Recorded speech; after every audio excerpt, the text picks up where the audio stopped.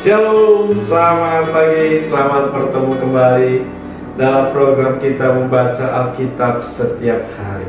Pagi hari ini kita masuk dalam episode 23 September. Saya terus mengajak kita Bapak dan Ibu, kita ikuti terus pembacaan Alkitab kita. Mari kita membaca Alkitab setiap hari. Mari kita jadikan Alkitab kita ini, jadwal pembacaan Alkitab kita ini menjadi bacaan harian yang memberkati hari-hari kita. Amin. Baik, sebelum kita lanjutkan, saudara kita, mari berdoa bersama. Bapak yang baik, terima kasih buat kesempatan hari ini. Kami boleh kembali bersekutu bersama firman-Mu.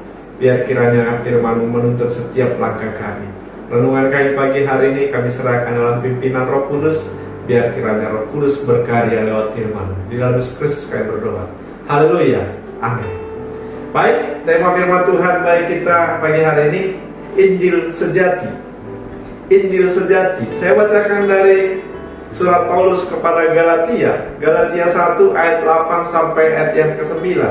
Tetapi sekalipun kami atau seorang malaikat dari surga yang memberitakan kepada kamu suatu Injil yang berbeda dengan Injil yang telah kami beritakan kepadamu, terkutuklah ia.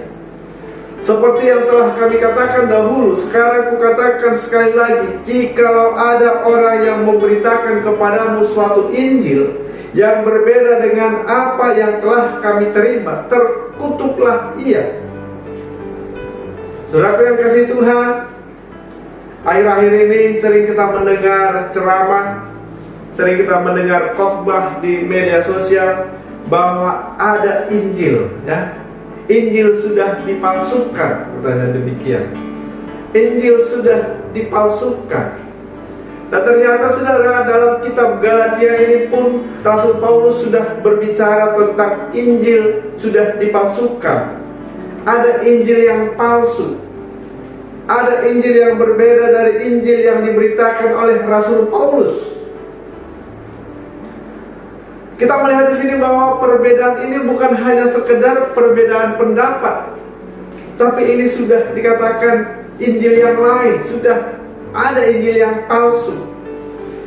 Maka itu saudara, dengan tegas Paulus mengatakan, sekalipun seorang malaikat dari surga, sekalipun seorang malaikat dari surga, sekalipun seorang nabi, sekalipun seorang pendeta besar, sekalipun orang yang mengatasnamakan Yesus Kristus, Paulus dengan tegas mengatakan, jika ia memberitakan kepadamu Injil yang berbeda dengan Injil yang kami telah beritakan kepada kamu, terkutuklah ia. Jadi kalau ada yang memberitakan Injil yang berbeda daripada Injil yang telah diberitakan kepada jemaat di Galatia ini, terkutuklah ia.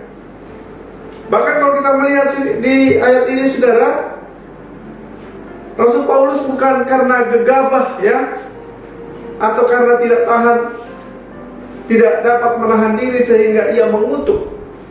Tetapi di ayat yang ke-9 diulangi lagi saudara, terkutuklah dia yang memberitakan Injil yang palsu itu. Jadi Paulus sangat menekankan supaya jemaat di Galatia jangan terseret dengan Injil yang palsu itu. Jangan mendengarkan Injil yang palsu itu. Dan bahkan kepada kita juga jemaat Tuhan, mari kita jangan mudah percaya, jangan mudah kita terseret oleh Injil-Injil yang palsu, Injil yang berbeda daripada Injil yang telah diberitakan oleh Rasul Paulus, Injil yang sudah kita dapatkan di dalam Alkitab kita ini. Dan kita harus percaya hanya ada satu Injil. Amin saudara. Hanya ada satu Injil. Apa itu Injil yang sejati saudara? Dikatakan dalam Kisah Para Rasul pasal yang keempat ayat yang ke-12, dan keselamatan tidak ada di dalam siapapun juga selain di dalam Dia, Sebab di bawah kolong langit ini tidak ada nama lain yang diberikan kepada manusia yang olehnya kita dapat diselamatkan. Ayat ini jelas mengatakan bahwa tidak ada keselamatan di dalam siapapun selain di dalam Yesus. Inilah saudaraku yang diajarkan oleh Injil kepada kita. Tidak ada nama lain, saudara. Tidak ada nama lain di bawah kolong langit ini yang diberikan kepadanya, yang olehnya kita beroleh keselamatan.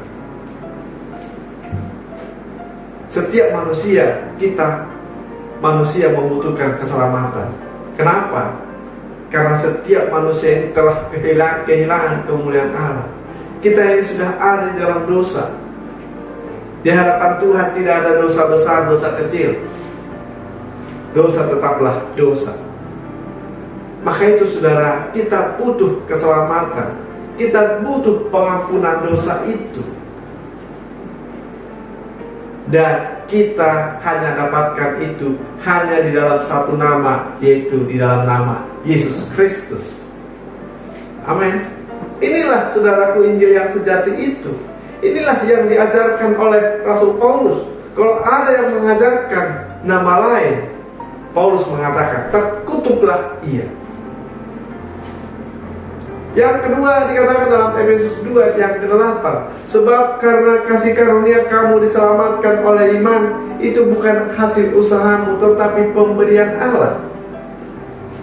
Jadi keselamatan yang kita dapatkan itu hanya kasih karunia. Kasih karunia itu artinya pemberian yang tidak selayaknya kita terima. Pemberian Allah yang tidak pantas untuk diterima oleh manusia. Dan itu diberikan kepada kita hanya oleh karena iman. Dikatakan di sini hanya karena oleh iman. Jadi ketika kita beriman kepada Kristus, ketika kita beriman kepada pengorbanan Kristus di kayu salib, maka saudara, kita dianugerahkan keselamatan itu. Walaupun kita tadinya orang yang berdosa, walaupun tadinya kita orang yang paling jahat sekalipun,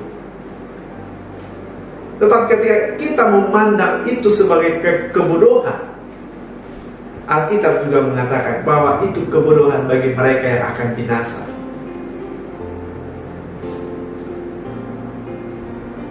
Dikatakan dalam Kisah Para Rasul pasal yang ke-15 ayat yang ke-11, sebaliknya kita percaya bahwa oleh kasih karunia Tuhan Yesus Kristus kita akan beroleh keselamatan.